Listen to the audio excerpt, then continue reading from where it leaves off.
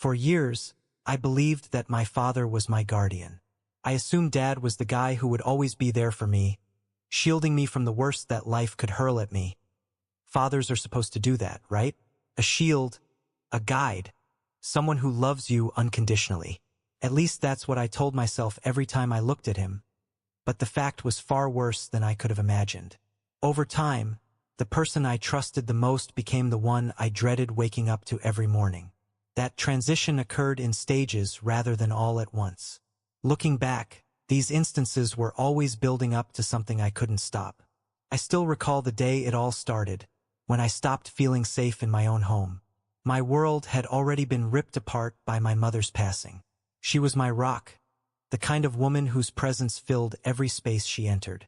Her absence felt like a void consuming all I thought I knew, and just when I thought things couldn't get any worse, my father found a way to make sure it did. I wish I could claim I saw it coming, that there were indicators or warnings. There were lights flashing, but it wasn't like I was a sobbing teenager clutching my father as the only family I had left, and then I was something else totally, something I didn't recognize. Here's my tale, a narrative of betrayal, a story of survival, finding my voice in the face of everything that sought to drown it out. My name is Eve Warner. Growing up, my life felt like anyone else's. A mix of tiny delights, predictable days, and the kind of comfort you take for granted until it's gone. My mother, Anne, was the center of our family. She was the type of person who recalled every detail about you, including what made you laugh, weep, and what you liked for breakfast. On your worst days, she had a chuckle that could light up even the darkest of rooms. For as long as I can remember, she has been my safe haven. My father, Jack Tun Abbott, was calmer, not chilly, but reserved, as if he was always carrying an invisible weight. Yet he loved us, at least I believed. Things weren't perfect. No family is, but I always considered myself blessed. We used to have Sunday movie nights where we would pile onto the couch and lose track of time while Mom made popcorn that was usually slightly toasted but still delicious. Dad would sit next to her, his arm casually wrapped across her shoulders. It was the picture of normalcy, but it was fragile in ways I didn't realize at the time. Everything changed when my mother became ill. It wasn't one of those quick sicknesses you hear about on TV. It was long, drawn out, and brutal. Watching her fade away over months seemed like standing on the edge of a cliff, knowing there was no way to bring her back. I was just 16, but I felt like I had grown up overnight. I tried to be strong for her and for us, but when she died, something within me crumbled. The world felt colder and emptier. It was as if a light had gone out, and I couldn't find my way back. Dad also changed. At first, I assumed it was due to grief. Anyone can be devastated by the loss of someone with whom they have lived their lives. He stopped working, spent more time at home, and spoke less. His hugs grew tighter and longer, as if he was clutching the last piece of something he couldn't risk losing. It seemed nearly pleasant at the time, even reassuring. I believed we were relying on each other to get through the darkest days of our life, but grief doesn't always bring people closer. It may twist them, and as the days progressed into weeks, I noticed fractures in the father I thought I knew. He wasn't simply distant. He was unique. His gaze lingered too long, and his hands seemed strange. I told myself it was nothing, that I was just imagining things since everything else seemed so wrong. I desperately wanted to believe he was simply attempting to protect me, as I had always expected. Looking back, I wish I had listened to the voice in my head warning me that something was wrong. But at 16, grieving and alone, it's easier to mute that voice than face what it's trying to tell you. So I did.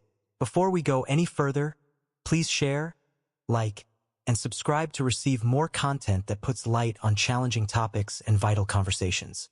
It began on a quiet evening with just the two of us. The house felt heavier than ever, almost silent in a manner that made you hypersensitive to every small sound. The creak of the couch when you moved your weight, the low hum of the refrigerator in the kitchen, even the faint ruffle of leaves outside the window. We were seated in the living room, which used to seem cozy and alive but now felt like a lifeless shell. The television was on, but I was not watching it. I don't believe he was either. It was only background noise, a distraction from the silence that hung over us both. "You look so much like her," he said unexpectedly. His voice was low, almost tender. I turned to face him, confused. My mom had always been beautiful. People said I had her eyes, her smile, but I didn't know how to respond, so I didn't. I just offered a small, awkward smile and looked back at the TV, hoping the moment would pass, but it didn't. Instead, he reached out and tucked a strand of hair behind my ear. It was such a simple gesture that could have been innocent in another context, but it didn't feel innocent. His hand lingered. "You're so beautiful," he remarked, placing his hand on my shoulder. The words hung in the air, choking me before I could realize what was going on. His hand slipped lower, brushing against my chest. Panic raced over me, but it was hidden beneath layers of incredulity. This was my dad. This wasn't and couldn't be genuine. When his fingers touched my thigh, I snapped out of my daze. "What are you doing, Dad?"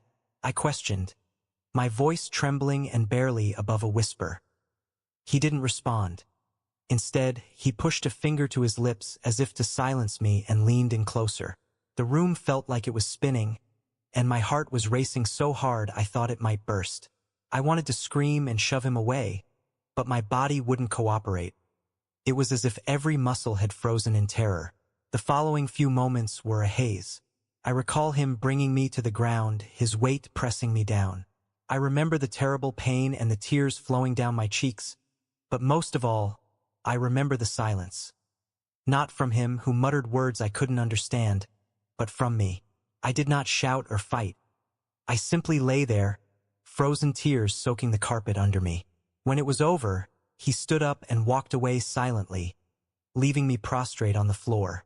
I sat there for what felt like hours, too startled to move, my thoughts racing with unanswered questions. How had this happened? Why had this occurred? Why hadn't I stopped it the night I shut myself in my room? He cried till there were no more tears. Yet the worst part was not the pain or the betrayal, but rather the guilt. A small, insidious voice in my head kept whispering that it was my fault, that I had done something to invite it, even though I couldn't remember what. After that night, I stayed in my room for a week. I could not. The walls of my room felt like the only thing standing between me and the world outside, which now felt unfamiliar, dangerous, and stifling. I missed meals, disregarded my father's knocks on the door, and buried myself under the covers, as if hiding could somehow erase what had occurred. Every time I closed my eyes, I was back on the floor, hearing his voice and sensing his weight.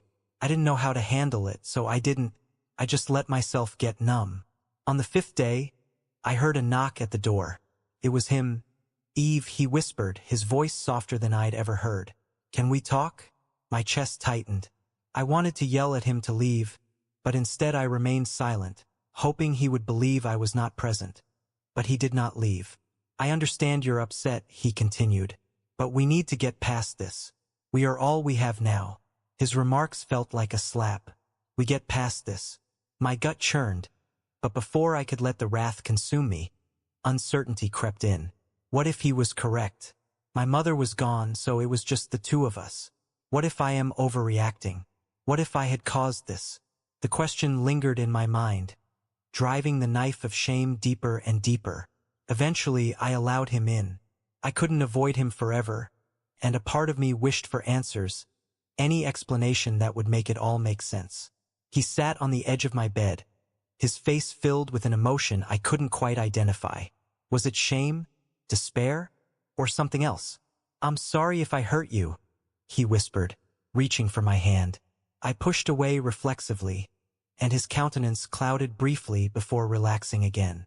He said, "You're so much like your mom. Sometimes I forget. I miss her so badly."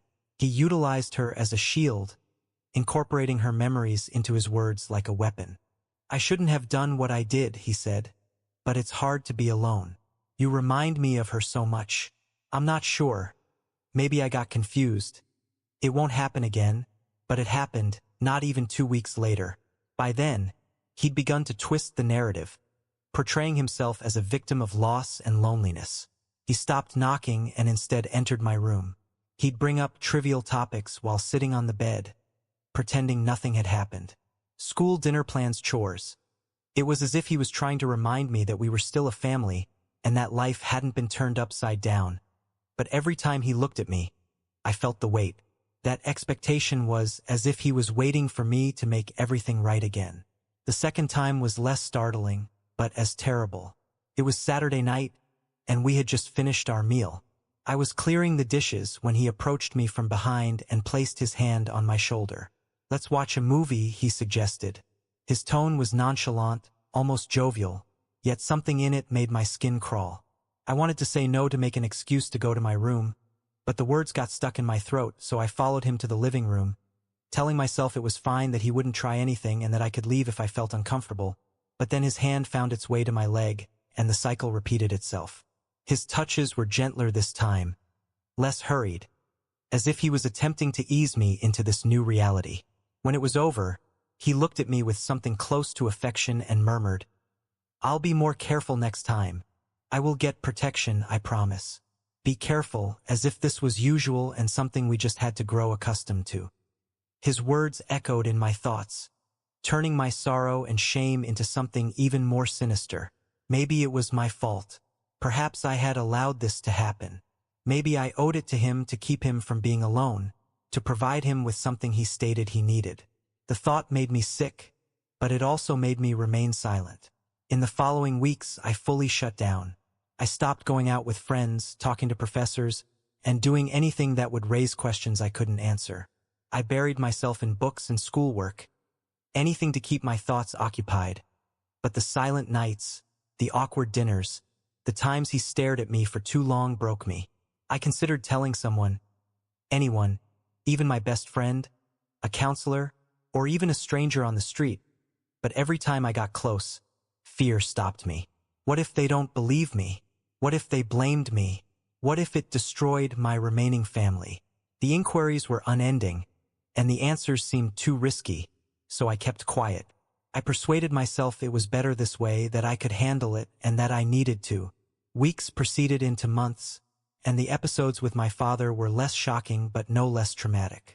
They happened seldom, sometimes weeks apart, as if he was testing the waters to see how far he could push me before breaking altogether.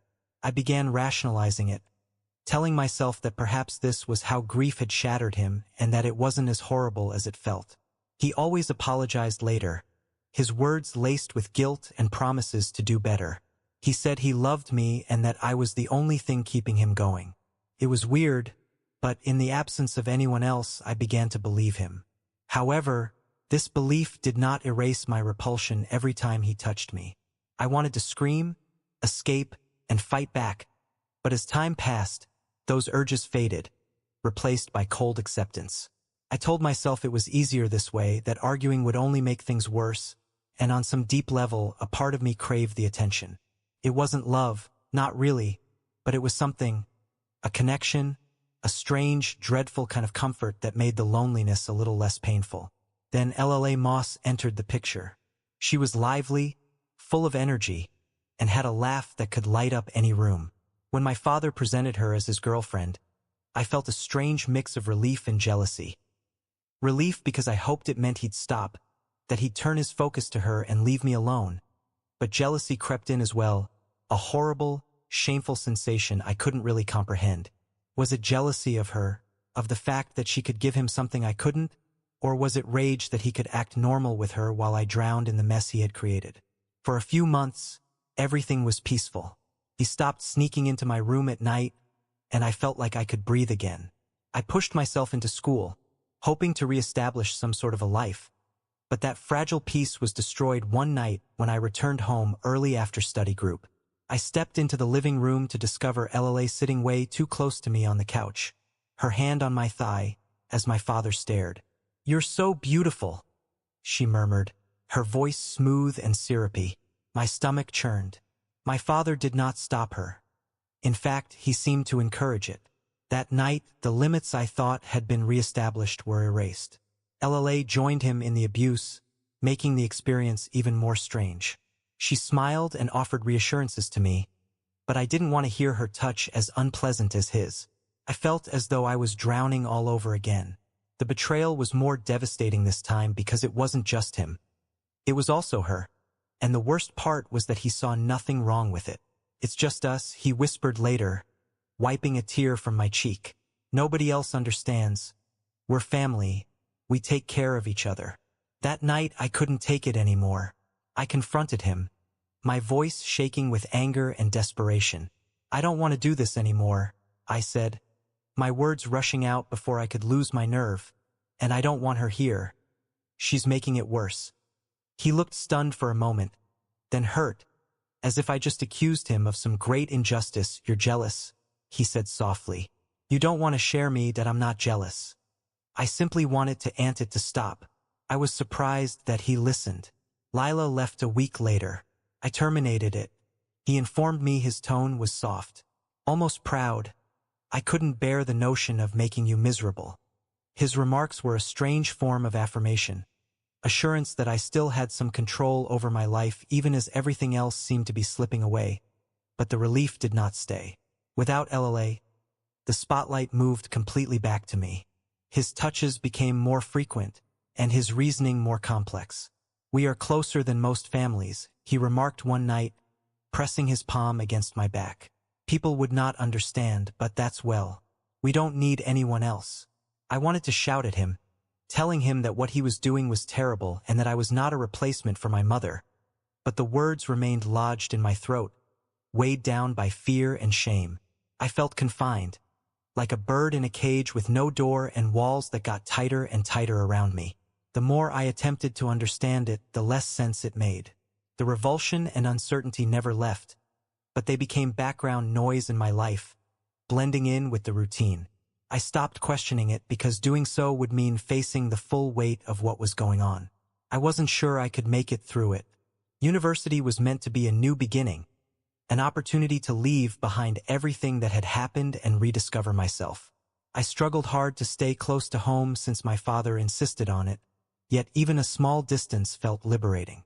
The campus was alive with new faces, limitless possibilities, and the promise of a life not defined by the walls of my home. I immersed myself in my lessons, seizing any opportunity to drown myself in texts and lectures. The regimen was helpful in keeping me distracted, gave me something to think on other than the mess I'd left behind. But even in crowded lecture halls and boisterous study sessions, the weight of my secret hung over me.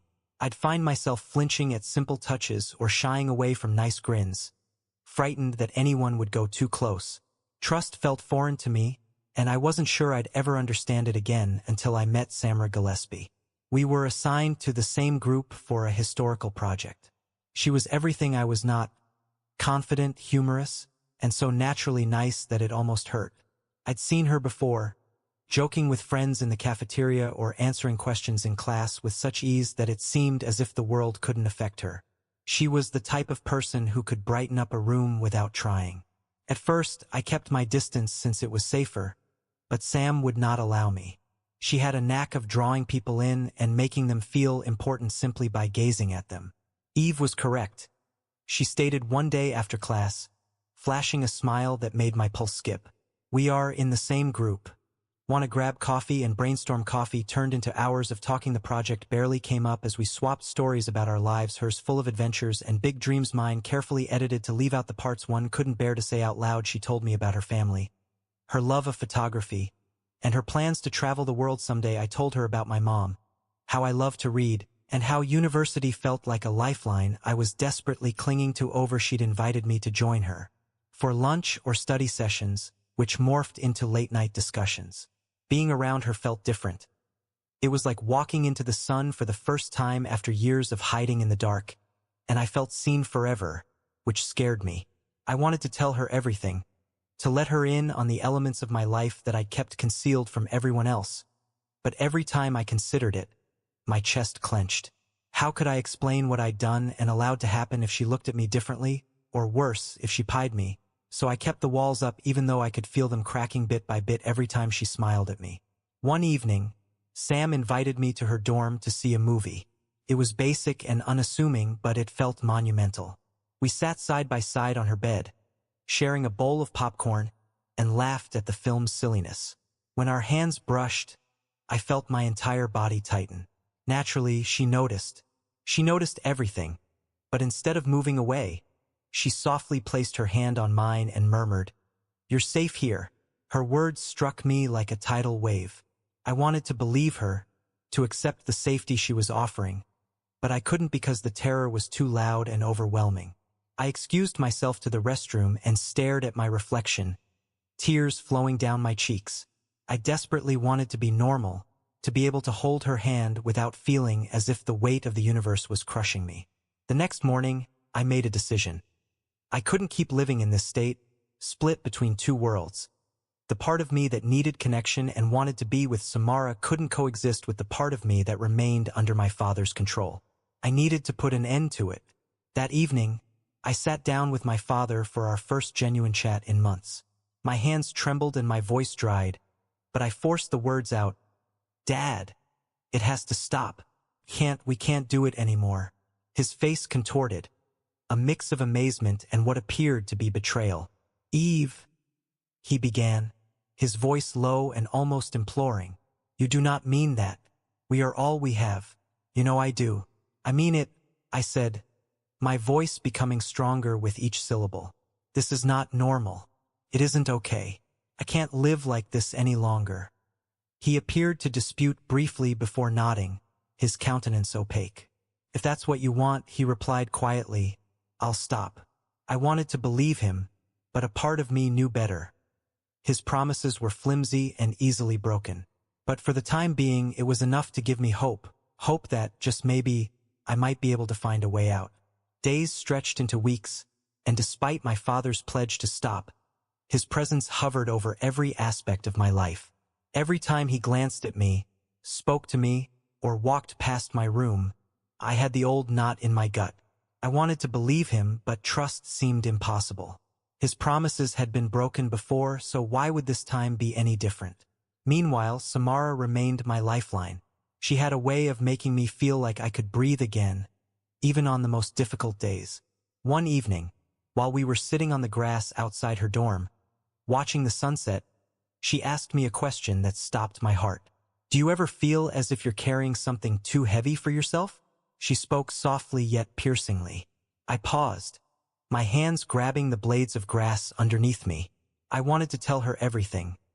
The words were on the tip of my tongue, but fear kept me from saying them. What if she looked at me differently? What if she disliked me more? What if she reported it and my father ended up in jail? I could not. No matter what he'd done, I eventually responded, my voice barely above a whisper. She didn't push, just nodded and placed her hand over mine, silently letting me know she was there when I was ready. That night, I lay awake in bed, staring at the ceiling and repeating the conversation in my mind. I wanted to believe Samara would understand, but how could I explain something so bizarre, so unlike anything she could imagine? Then one night, everything shattered. It was long after midnight when I awoke to the sound of my door creaking open. My heart dropped as I saw my father standing there, his shadow outlined by the weak hallway light. "I just need to talk," he began, his voice strained. But as he drew closer, I saw the look in his eyes and knew it wasn't true. He was not here to discuss. "No," I responded, my voice firmer than I expected. "You promised." He did not stop. His movements were harder this time, more urgent, as if he understood this could be his final opportunity. I fought back, pushing against him with all of my strength, but that just made him angrier. When it was over, I lay there trembling, tears flowing down my cheeks. Something inside of me had broken that night, a small, delicate part of me that had still hoped for change. As soon as he left the room, I knew I couldn't stay here another night. I began packing as the sun rose. My hands shook as I squeezed things into a bag, my pulse beating with anxiety and adrenaline. Every sound, the creak of the floorboards, the buzz of the refrigerator, felt amplified, as if the house was warning him of my intentions. I knew he'd be departing for his normal Sunday morning shopping run, so as soon as I heard the door close behind him, I rushed for the train station. The walk felt like an eternity. Every step, I peered over my shoulder, half expecting to see him following me. When I finally got on the train, I sank into a seat, tears flowing down my cheeks. I didn't stop crying until I got to Sam's dorm. When she opened the door, her countenance changed from surprise to concern in an instant. "What happened?" she questioned, dragging me inside. I couldn't speak. I just collapsed into her arms and sobbed uncontrollably. She held me. I could barely hear myself crying as I spoke words of consolation.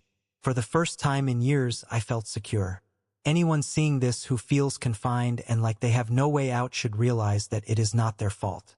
What occurred to me was not my fault, and if it happens to you, it is also not yours. There are individuals that care, want to help, and believe you. I'm still figuring out how to recover, but the first step was to leave. The second is to share my story. Maybe it's too late to save the girl I was, but it's never too late to help someone else. If you're watching this and feeling terrified, confused, or ashamed, know you're not alone. There is a way out, and you deserve to discover it. I'm finally taking the initial steps toward recovery, and so can you.